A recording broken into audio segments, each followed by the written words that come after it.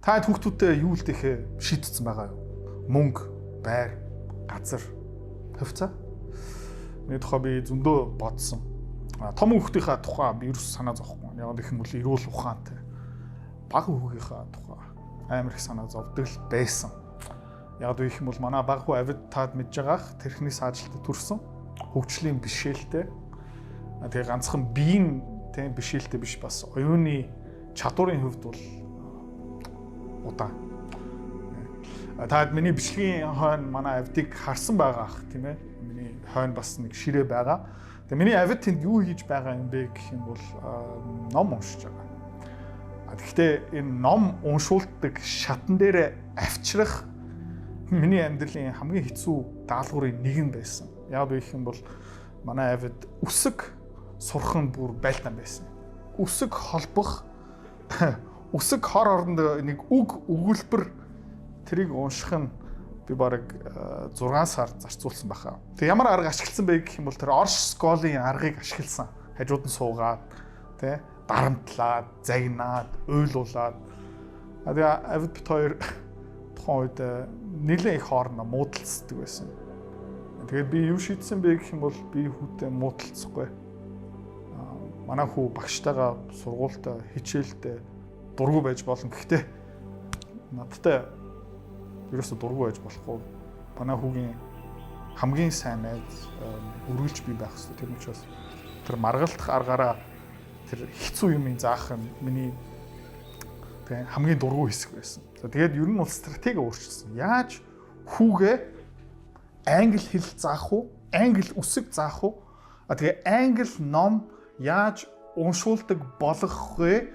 Миний хамгийн том challenge байсан гэх юм уу да. Яг гэх юм бол тэр англи хэлийг сурна гэдэг чинь дараа нь YouTube үзэж болно гэсэн үг. Тэ? Олон улсын номыг уншиж болно гэсэн үг. Олон улсын боловсрал эзэмшиж болно гэсэн үг. Тэгээ буцаагаад анхны асуултаа тэ тайдас асууя хүүхдүүдэд юу үлдээх юм бэ? Миний хариулт бол одоо нэлээд тодорхой болсон. Юу юм бэ гэх юм бол сонголт хийх эрх. Яг гэх юм бол навид дутуур төрснийхаа дараа амьдралын сонголт манай хүүд бараг байхгүй байсан. Алхаж чадахгүй.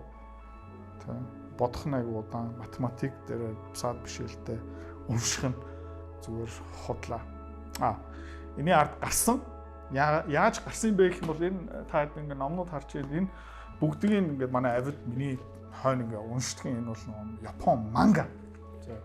Эдний бүгдийг нь уншицсан. Энэ хайрцаг дүүрэн ном. Тэгэхээр миний номын сангийн баг тал нь манай авдын уншсан номороо дүүрсэн байгаа. Яг гэх юм бол манай хүүхд энэ манга, аниме, анимашн хүүхэлдэйн кино айгуу дуртай. Тэгээ энийг уншуулад заагаад өгсөн чинь айгуу дуртай. За. Гэхдээ хаяа зарим өдөр ингээ залхуурчин заяа. Тэгээ би ном уншмааргүй байна гэж буцаагаад хэрүүл хийгээд эхэлнэ. Тэ? Тэгээ би ямар арга ашигласан бэ гэх юм бол амар кул. За миний хүү чи өнөөдөр 20 хуудас уншчих юм бол аав чинь 3000 төгрөг өгье. Тэгээд тэр 20 хуудас уншаад 3000 төгрөг аваад тэгээ манай нэг ажилтан манай туслагтайгаа доошоо годгонж алхаад нэг зарим өөртөө авчдаг эсвэл нэг чихэр. Тэгээд тэр бол нөө яндаа эсвэл та авилга дуудаж болно. Тэгээ энэ аргаараа ер нь бол манай авид одоо тэг хүүхэлдэйн номноос төгсөөд одоо жинхэнэ англи ном уншиж байгаа. Англиараа YouTube үзээд эхэлсэн.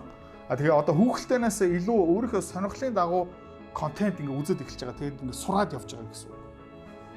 Тэгээд ер нь бол өмнө нь бол манай авид их сургууль төгсөн, их сургууль би худлаахаа гэж боддог байсан бол одоо миний тэр харах байдал тий итгэл найдвар ингээ төрж юм.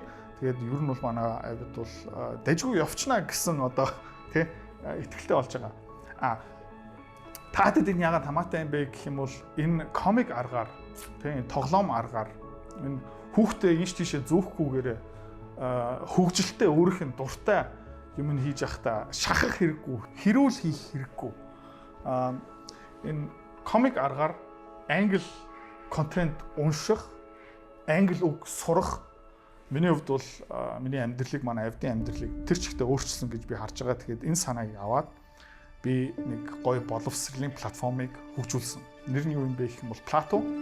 Тэрэн дээр яаж нэвтэрч болох юм бэ гэх юм бол Lex цэг Plato цэг юм байна. Тэгээд тэнд 127 бүлэгтэй Япон мангагийг тэр чигтээ англи, япон хэлээс монгол руу орчуулсан байгаа. Тэгээд таад өөрөө эсвэл таадын хүүхдүүд тэр мангагийг эхний бүлгээс нь хамгийн сүүлийн бүлэг хүртэл уншиж болно. Тэгээд уншиж явах үедээ тий аюу гоё тоглоомууд гарч ирнэ. Үгнүүдийг сурна. Тэгээд тэр 127 бүлэг хэдэн ном гэсэн үг юм бэ гэх юм бол баг одоо ийм олон манга ном гэсэн үг заяа. Амар их. Ихтэй амар хөгжилтэй. 2012 оны шилдэг манга болсон. Тэгээд тэр мангаг та уншаад дуусгачих юм бол 3500 англи үг сурчин гэсэн үг. Амар хөгжилтэй. Баан дотор орж явахтаач гэртээч чөлөө цагаараа замын түүжлийн дунд хөдөө орон нутагт хаач хамаагүй ерөөдөө сурч олно. Тэгээд гоё юм юу юм бэ гэх юм бол англи хэлний сургалтын төв тий сарын 400, 500, 600 мянга гэх мэтчил. Тэгээ олон сард ингээд явах ёстой. Тэгжиж үр дүн гарна. Тэгээ гэрийн даалгавар ингээд өөрт чинь ямар ч хамаагүй хэцүү ажил юм шиг ингээд тэгэл хүмүүс ингээд англи хэлний сургалтын төв болчт ингээд буугаад өгчдөг байхгүй. Энүүгээрээ тийм юм байхгүй. Яг гэх юм бол амар хөгжилтэй, амар фан. Тэгээд тэр нөгөө авидтаа ингээд зармаг өгдөг юм та санаж явах тий. Авилга тий зармаг. Та бас юу их боломжтой юм бэ гэх юм бол өөртөө эсвэл хүүхдтэй эсвэл гэр бүлийн гишүүдтэй тэр платформ дээр бас барьцаа тавьж болно. Тий 500 мянга, сая төгрөг, 250 мянга тий. Тэгээд таны хүүхд, таны хамаатан, таны гэр бүлийн гишүүн тэр үгнүүдийг сураа яваад тэр мангаг уншаад нотлоод юу их боломжтой бэ гэх юм бол тэр барьцаа тавьсан мөнгнөөсөө цалин авах гэсэн үг. Тэр мөнгө таны хүүхдийн тэр картын данслуу орно гэсэн үг. Тэгээд яг даалгавраа хийснийхэн дараа тэгээд тэргээрээ хүссэн юм хийж болно. Өөр ном хөдөлж авч болно. Зармаг, чихэр хамаагүй ягаад гэх юм бол хөдөлмөрлөөд англи хэл сураад явж байгаа. За энэ бол миний шинэ бүтээгдэхүүн санаа авид байхгүй байсан бол энийг би санаачлах чадахгүй байсан баг. Энэ бол надад амар үр дүнтэй байсан. Тэгээ энийг ерөөхдөө нэг аппликейшн, нэг платформ болгож байгаа. Одоогийн байдлаар ганцхан нэг манга байгаа. Удахгүй бас энэ дээр манга нэмье гэж бодож байна. Тэгээд та танилцаад үзээрэй.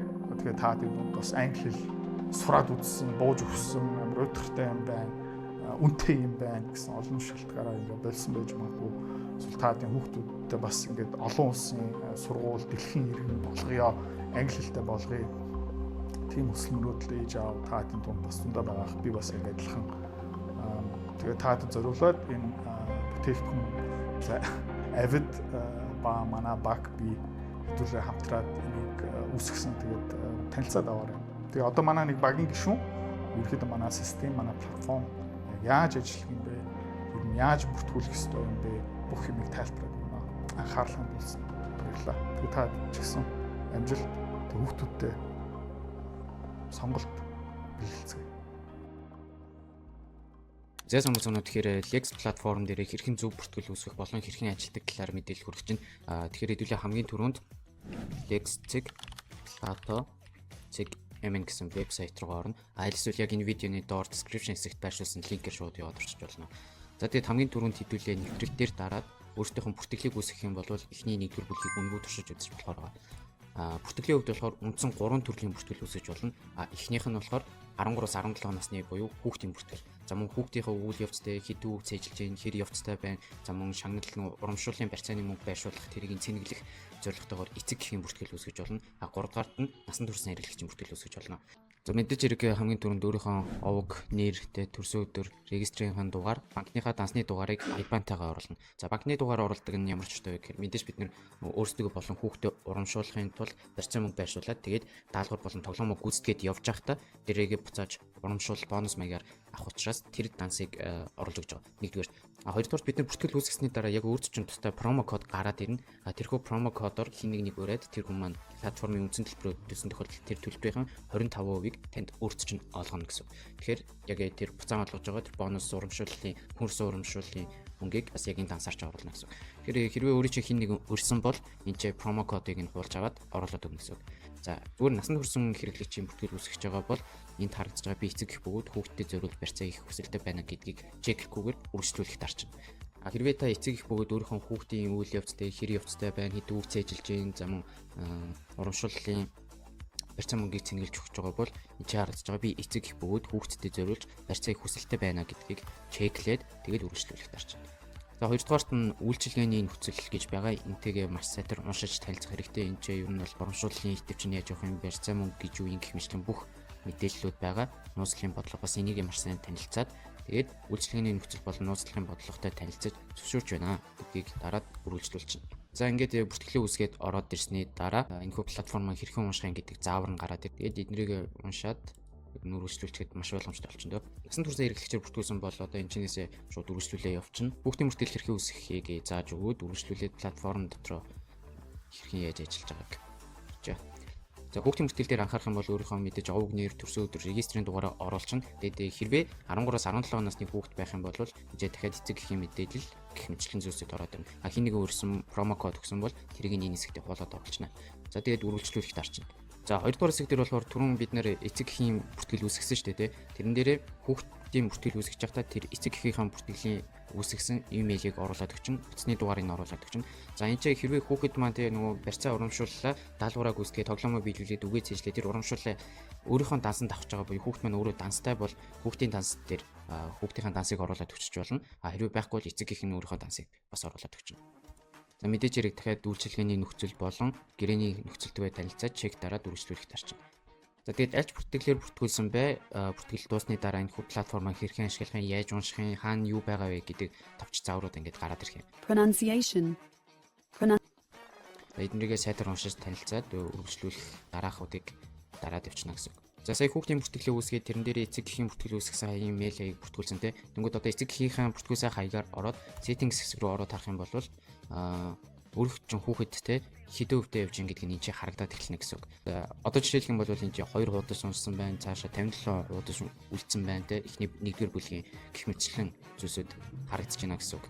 За ингээд альч бүртгэлээр бүртгүүлээд үүсгээд ороод ирсэн эхний бүлэг мөнгөө байгаа. За урамшууллын барьцаа мөнгө болон нийт бүх мангага бүтэн төлбөрийн үндсэн суурь төлбөрийг төлөхийн тулд энд харагдаж байгаа. Энд чи дараад өгч байна. За тэнгууд энэ чи барьцаа хийх гэсэн хэсэг байгаа. Ийшээ дарах юм бол за одоо эцэг эхийн хаягаас орж байгаа учраас энэ чи хүүхдийн хаягийг сонгоно гэдэг. Түрүүн бол одоо яг энэ Батулбат гэдэг хүүхдийн бүртгэлийг үүсгэсэн байгаа. Энэ дээр суурь төлбөр төлөх юм уу эсвэл бие төвшин буюу те суурь төлбөрөөс гадна нэмэлт 250,000 төгрөг барьцаа урамшуул 250,000 төгрөгийн урамшууллын барьцаа байршуулах уу гэдэг сонголтоо хийгээд за одоо жишээ нь 250,000 төгрөгийн барьцаа урамшуулъя гэх юм бол суурь хураамжтайгаа нийлээд 400,000 төгрөг болж байна. Мөнгөд энд харагдаж байгаа дансны дугаард яг энэ гүйлгээний утгыг заавал хийнэ гэсэн. За тэгээ бид хэдүүлээ утаснаас тэ яг энэ 400,000 төгрөгийг энд харагдаж байгаа данс руу энэ гүйлгээний утгатайгаар өгчнө гэсэн. Тэгээд дуусныг дарчин тодорхой хугацааны дараа хэд төвчөнд нь урамшууллын мөнгө барьчихна гэсэн. Насан турш хэрэглэгчтэй хувьд бол бас яг адилхан